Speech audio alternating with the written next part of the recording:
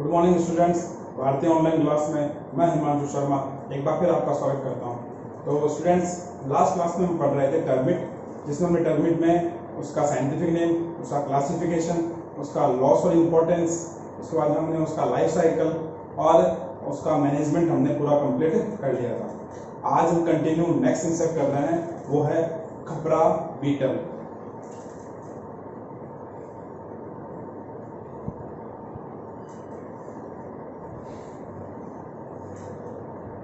खपरा बीटल। खपरा beetle mostly India, Burma, Pakistan, साथ में साउथ अफ्रीका और इन हॉट क्लाइमेट वाले कंट्रीज पर अपना सबसे जो लार्ज इफेक्ट है वो शो ऑफ करता है। तो शुरू करते हैं खपरा बीटल। तो सबसे पहले इसमें स्टार्ट करेंगे हम उसका साइंटिफिक नेम, फिर उसका क्लासिफिकेशन और फिर इसमें डिस्कस करेंगे उसके सिम्टम्स, उसका loss importance and life cycle और मैनेजमेंट। तो ये कंप्लीट करते हैं। तो स्टार्ट करते हैं first point. First point is scientific name. Basically खपरा बीटल का जो साइंटिफिक नेम है वो है ट्रोकोडर्मा ग्रेनेरियम। ट्रोकोडर्मा ग्रेनेरियम ये इसका साइंटिफिक नेम है। जब भी साइंटिफिक नेम लिखते हैं तो उसमें फर्स्ट स्टेप होता है वो होता है जीनस और सेकंड स्टेप होता है वो होता है इसकी स्पीसीज। दोनों को अंडरलाइन सेपरेटली मेंशन कंपल्सरी है, जो हम रेगुलर लास्ट क्लासेस से इसको रेगुलर मेंशन कर रहे हैं। उसके बाद इसी तरह से क्लासिफिकेशन की। तो क्लासिफिकेशन में हम बेसिकली कमेंट्स यूज करते हैं, वो होता है जो टेक्सा है वो है phylum, class, order, family, genus and species. Insects की जो बेसिक क्लास है, इंसेक्ट्स की जो फाइलम है वो है ऑर्थोपोडा। इसका फाइलम है ऑर्थोपोडा। ऑर्थोपोडा फाइलम का जो मेन इंपॉर्टेंट कंटेंट है उसको हम डिस्कस कर चुके हैं।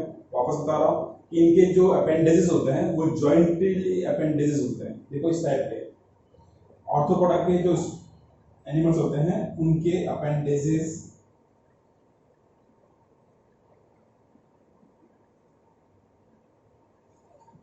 किसी भी इंसेक्ट्स के जब आप अपेंडेजेस देखोगे तो आपको इसी टाइप के शो ऑफ होते हैं। तो ये ऑर्थोपोडा फाइलम का सबसे इंपॉर्टेंट फैक्टर होता है। ठीक है, फिर बात करते हैं इसकी क्लास की। तो क्लास है इसका इंसेक्टा। इंसेक्टा मोस्टली जितने भी इंसेक्ट हैं वो इंसेक्टा फैमिली से, इंसेक्टा क्लास से बिलोंग करते हैं। उसके बाद में इसका ऑर्डर करते हैं। ऑर्डर इसका कॉलियोप्टेरा। फिर इसकी फैमिली है डर्मेस्टिडी, ये इसकी फैमिली है। और जीनस ट्रोगोडर्मा और इसकी जो स्पीसीज है वो है ग्रेनेरियम। तो ये बेसिक इसका क्लासिफिकेशन। ठीक है, अब करते हैं थर्ड पॉइंट। तो थर्ड पॉइंट है इसका सिम्टम्स। बट उससे पहले हम डिस्कस करते हैं इसके जो डिस्ट्रीब्यूशन की है। तो आपको स्टार्टिंग में मैंने पहले आपको बताया कि ये मोस्टली इंडिया, अफ्रीका, बर्मा, उसके बाद में पाकिस्तान, अफ्रीका, इन एरिया के अंदर ये मोस्टली अपना इफेक्ट शो ऑफ करता है। रीजन, इन एरिया में जो क्लाइमेटिक कंडीशन है वो है टेम्परेचर के अकॉर्डिंग 32 से 44 डिग्री सेल्सियस। ये यहाँ का क्लाइमेट और टेम्परेचर है। और ये टेम्परेचर इन इंसेक्ट्स के लिए बहुत ही सूटेबल टेम्परेचर है। तो इस टेम्परेचर के ऊपर इंसेक्ट बहुत फास्टली ग्रो अप करता है। और यही रीजन है कि पर एनम ये 4 to 5 जनरेशन को क्या करता है, कंप्लीट कर लेता है। तो इसके अकॉर्डिंग इसकी मिनिमम टाइम पे मैक्सिमम पॉपुलेशन ग्रो अप करती है। तो स्टार्ट करते हैं इसके सिम्टम्स। सिम्टम्स से पहले मैं आपको इसका इमेज शो ऑफ कर रहा हूँ, आप उसको इमेज को देखिए फिर डिस्कस करते हैं।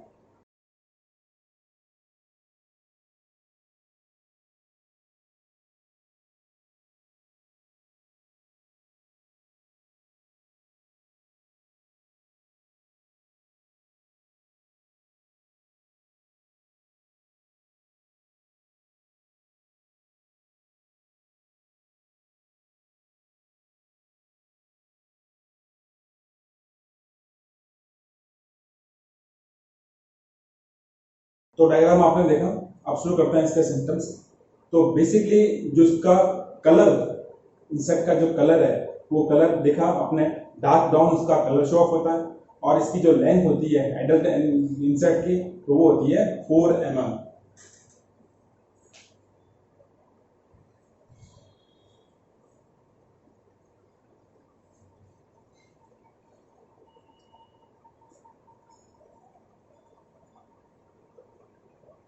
सिम्टम्स, कलर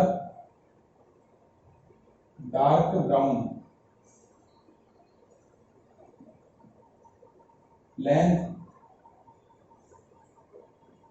4.0 mm इसकी बेसिक लेंथ, और इसकी जो पूरी बॉडी होती है वो स्ट्रॉन्ग स्मॉल हेयर से कवर्ड होती है, यानी इसकी बॉडी के ऊपर स्पाइन टाइप के हेयर्स प्रेजेंट होते हैं। ठीक है, फिर एडल्ट जो होता है इंसेक्ट, उस इंसेक्ट की लेंथ होती है 2.0 mm। एडल्ट कंडीशन में इसकी जो लेंथ होती है वो 2 mm लेंथ होती है, बट मैच्योर कंडीशन में फुल्ली डेवलप इसकी लेंथ ग्रोथ होती है 4 mm। ठीक है, फिर डिस्कस करते हैं इसमें मेल और फीमेल। मेल एक्चुअल में स्मॉल होता है, फीमेल लार्ज होती है, कलर इक्वल है डार्क ब्राउन कलर, बस डिफरेंस क्या होता है मेल की साइज स्मॉल और फीमेल की साइज लार्ज होती है। ये बेसिक इसके सिम्टम्स क्लियर है। फिर डिस्कस करते हैं इसके लॉस एंड इंपॉर्टेंस।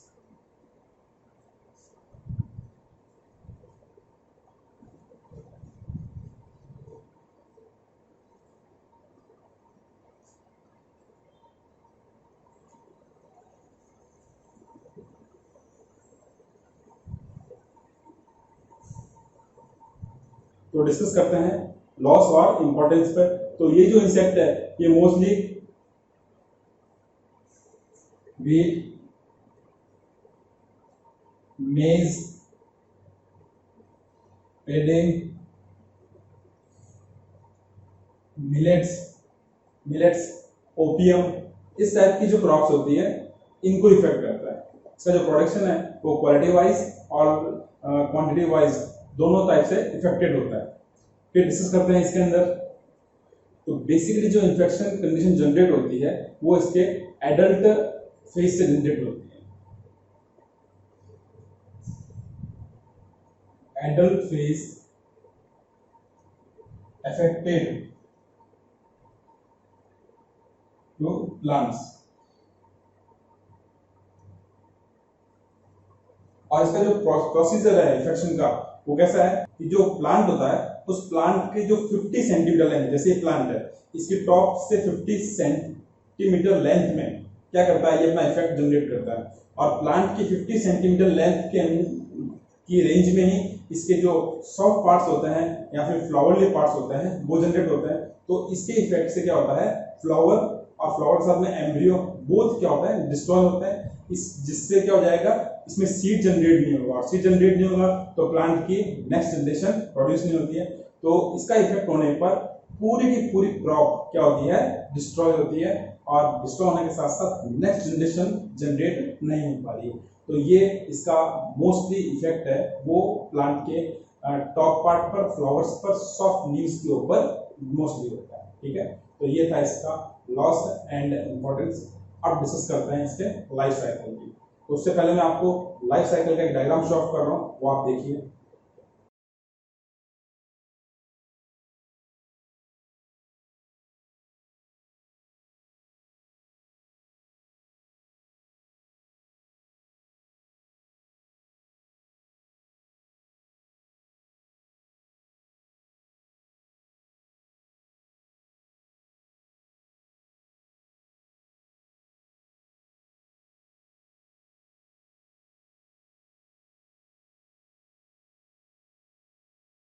तो डायग्राम आपने देखा, अब डिस्कस करते हैं इसके लाइफ साइकिल पर।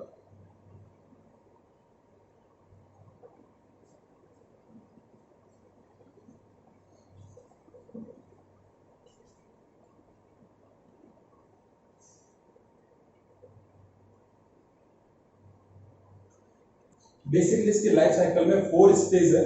फर्स्ट इज एग्स, एग से रिलीव होते हैं लार्वा, लार्वा से प्यूपा और प्यूपा से एडल्ट। ये इसकी लाइफ साइकिल के 4 स्टेप है। एग से लार्वा, लार्वा से प्यूपा, प्यूपा से एडल्ट। रेनी सीजन में जैसे ही फर्स्ट रेनी सीजन कंप्लीट होती है, उसके बाद सोयल से जो एडल्ट मॉथ होते हैं वो क्या करते हैं, लाइट सोर्स की ओर अट्रैक्ट होते हैं। अट्रैक्ट होने के रीजन से क्या होता है कि मेल और फीमेल कॉपुलेशन की प्रोसेस को कंप्लीट करते हैं। बेसिकली कॉपुलेशन की प्रोसेस सोयल से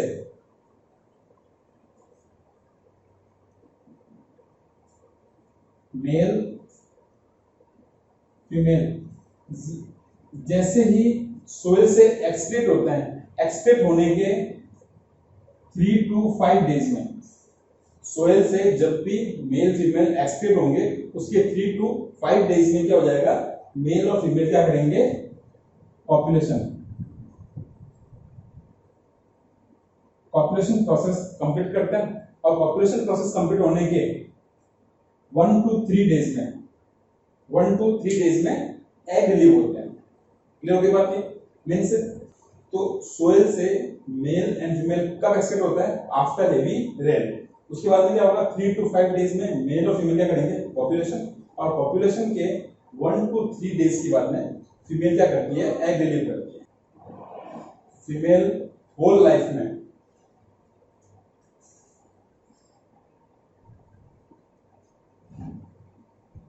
120 से 150 एग रिलीव करती है। एग 2-3 पेयर और ग्रुपिंग में,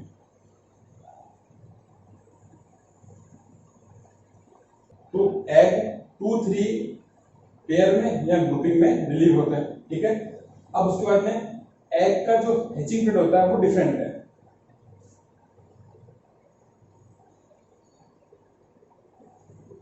हैचिंग पीरियड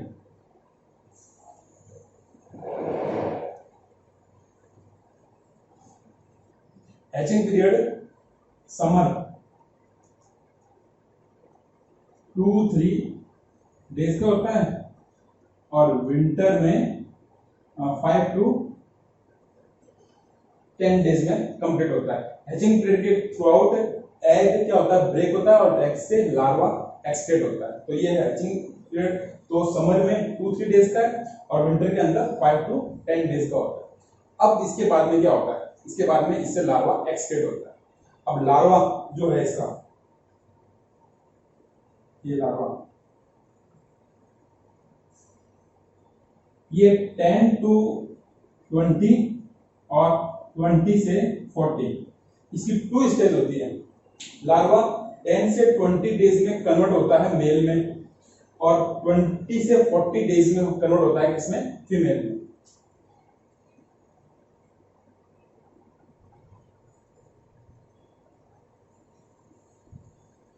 क्लियर हो गई बात? मीन्स लार्वा 10 to 20 डेज में या तो मेल में कन्वर्ट हो जाएगा और अगर 20 डेज में मेल में कन्वर्ट नहीं होता है तो विद इन 40 डेज में वो फीमेल में कन्वर्ट होता है। तो ये इसका डिटर्मिनेशन होता है, सेक्स डिटर्मिनेशन, वो लार्वा पर डिपेंड करता है ड्यूरेशन पर। ठीक है, उस ड्यूरेशन पर क्या करता है, ये कंप्लीट करता है। उसके बाद में ये रेगुलर फूड को इंटेक करता है, इंटेक करके अपनी ग्रो करता है, फिजिकली ग्रो करता है और उसके बाद में ये फ्लावर पार्ट के ऊपर जाकर क्या करता है, लीव्स पे, उसके स्टेम के अंदर वहां जाकर क्या करता है, उसको एनर्जी गेन करता है फ्रूट्स। तो फिर क्या करता है लार्वा, रेगुलर एनर्जी गेन करने के लिए लीव्स है, सॉफ्ट स्टेम पार्ट है, फ्लावर है, एम्ब्रियो, इनको क्या करता है, एक्सेप्टेड करता है। और उसके बाद में क्या होगा, ये मैच्योर कंडीशन जनरेट करता है और मैच्योर कंडीशन के अंदर क्या करता है, ये वहां प्लांट से सोइल में जाएगा डेप्थ में। ठीक है, और वहां जाकर कोकून में कन्वर्ट होता है और कोकून में कन्वर्ट होने के बाद में क्या करेगा, ये 3 to 7 डेज, 3 to 7 डेज के बाद में उसको ब्रेक कर देता है और ब्रेक कर कर एडल्ट में कन्वर्ट होता है। एडल्ट फिर कहाँ आएंगे, फ्लावर के पार्ट के ऊपर, लीव्स के ऊपर, स्टेम पर और उसके एम्ब्रियो पर, और उसको इफेक्ट करना स्टार्ट होता है। तो ये था इसका लाइफ साइकिल। इजी है। एडल्ट सोइल से एक्सट्रैक्ट हुए कब, आफ्टर हेवी रेन। क्या करेंगे, मेल फीमेल पॉपुलेशन करेंगे। पॉपुलेशन के 1 to 3 डेज के बाद में एग रिलीव होते हैं। एग फीमेल 120 से 150 होल लाइफ में क्या करती है, एक्सक्रीट करती है। एग 2-3 के पेयर में या ग्रुपिंग में रिलीव होता है। हैचिंग ड्यूरेशन होती है वो समर का अलग है, विंटर का अलग है। समर का है 2-3 डेज का, विंटर का 5 to 10 डेज का। उसके बाद में लार्वा एक्सक्रीट होता है। लार्वा 10 to 20 डेज में मेल में कन्वर्ट होता है एंड 20 से 40 डेज में फीमेल में कन्वर्ट होता है। लार्वा प्लांट के सॉफ्ट पार्ट को क्या करता है, एज ए फूड इंटेक करता है, उसको में ग्रो होता है। अब ग्रो के बाद में लार्वा कन्वर्ट होता है प्यूपा में, और प्यूपा 3 to 7 डेज में लेयर को ब्रेक करके सोल से एक्सक्रीट होकर एडल्ट में कन्वर्ट होता है। और ये एडल्ट प्लांट के सॉफ्ट पार्ट लीव्स को इनको करता है, एफेक्टेड करता है। ये था इसका लाइफ साइकिल। तो अब शुरू करते हैं इसका मैनेजमेंट।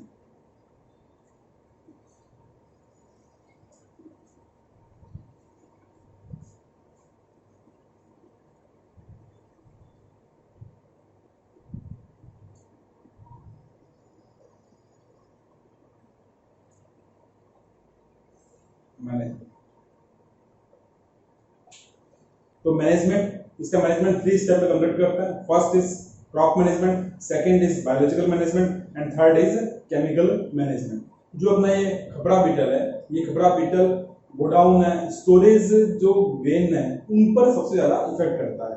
तो क्रॉप मैनेजमेंट में कौन कौन से रूल फॉलो करने हैं उन पर डिस्कस करते हैं।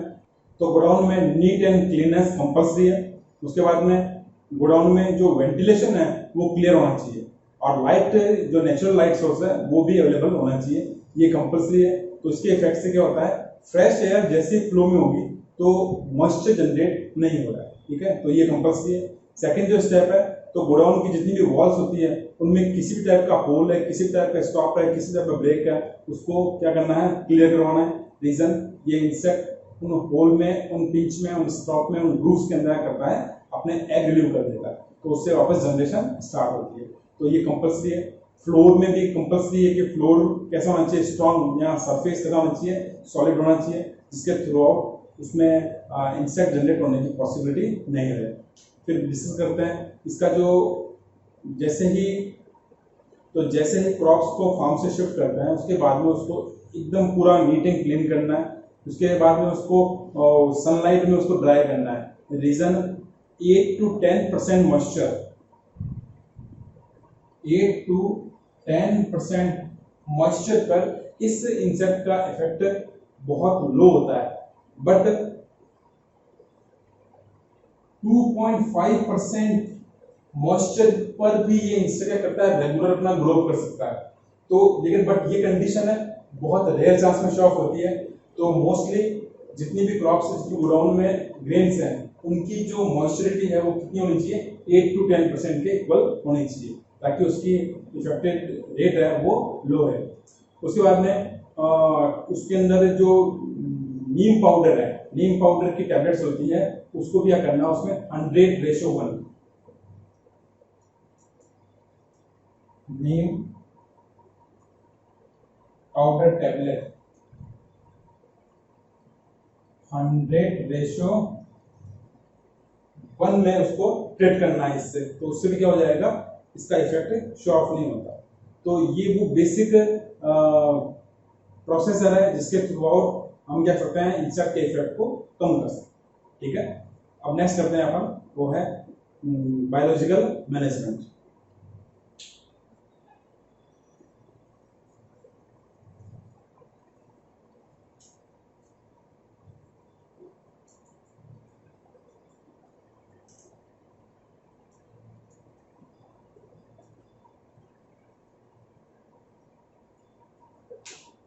इंसेक्ट का बायोलॉजिकल मैनेजमेंट जैसे हम रेगुलर स्टडी करते आए हैं उस टाइप का है। डीप फार्मिंग करनी है जिसके थ्रू आउट उसके लार्वा, उसके एग क्या देंगे, सोइल में एक्सेट होंगे, और उसको जो पैरासाइटिक बर्ड है उसको क्या करते हैं, एज ए फूड डिस्ट्रॉय कर देते हैं। बीटल, खपड़ा बीटल के जो रेजिस्टेंट क्रॉप्स है उनको यूज करना है। बीटी, ट्राइकोडर्मा, ये ऐसे इंसेक्ट्स हैं जो खपड़ा बीटल को करते हैं, अफेक्टेड करते हैं, तो इनको क्या करना है, ग्रो अप करवाना है, जिससे इसको इजीली कंट्रोल कर सकें। तो ये था इसका बायोलॉजिकल में दो चीजें हमको देखनी है मेंशन, एक तो डीप फार्मिंग करनी है, और तो ये था इसका बायोलॉजिकल। तो बायोलॉजिकल में हमको 3 स्टेप देखना है। First deep farming, second resistant crops, and third इसमें रहेगा जो पैरासाइट बर्ड्स हैं उनके थ्रू आउट क्या करते हैं, इसको इजीली कंट्रोल कर सकते हैं। तो ये था इसका बायोलॉजिकल मैनेजमेंट। अब करते हैं इसका chemical management.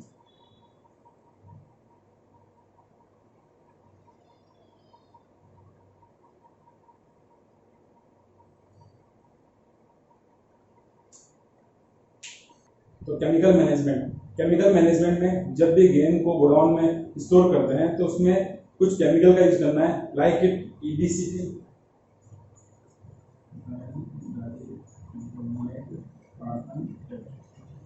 EDCT, ethyl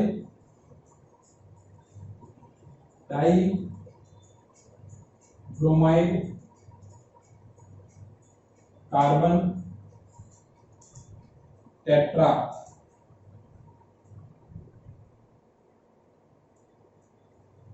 chloride, tetrachloride, या तो ये काम में लें या फिर EDP या EDP।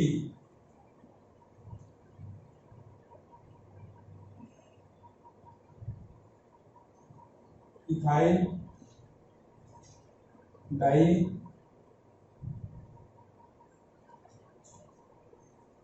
ब्रोमाइड, ये जो केमिकल्स हैं इन केमिकल्स को कैसे यूज करना है? अगर EDCT ले रहे हैं तो 30 से 40 kg पर 100 स्क्वायर मीटर, 30 से 40 kg पर 100 स्क्वायर मीटर में EDCT chemical ethyl die bromide carbon tetrachloride को यूज करना है। और अगर हम क्या ले रहे हैं, EDP काम ले रहे हैं यानी इथाइल डाई ब्रोमाइड काम में ले रहे हैं तो वो 3 ml, अगर ये काम में लें तो 3 ml क्विंटल यूज करके इसके इफेक्ट को लो कर सकते हैं या ब्लॉक कर सकते हैं। तो ये था chemical management. Means EDCT chemical यानी ethyl die bromide carbon tetrachloride use करते हैं तो 30 से 40 kg पर 100 स्क्वायर मीटर पर यूज करना है। और अगर EDP यूज करते हैं इथाइल डाई ब्रोमाइड तो 3 ml पर क्विंटल ग्रेन के लिए ये सफिशिएंट है। उसका यूज करने पर इजीली इसको कंट्रोल कर सकते हैं। तो ये था हमारा इंसेक्ट खपड़ा बीटल जो कंप्लीट हुआ। नेक्स्ट क्लास में फिर मिलते हैं। आपको इसके नोट्स ऑलरेडी सबमिट कर दिए हैं तो आप उनको देखिए।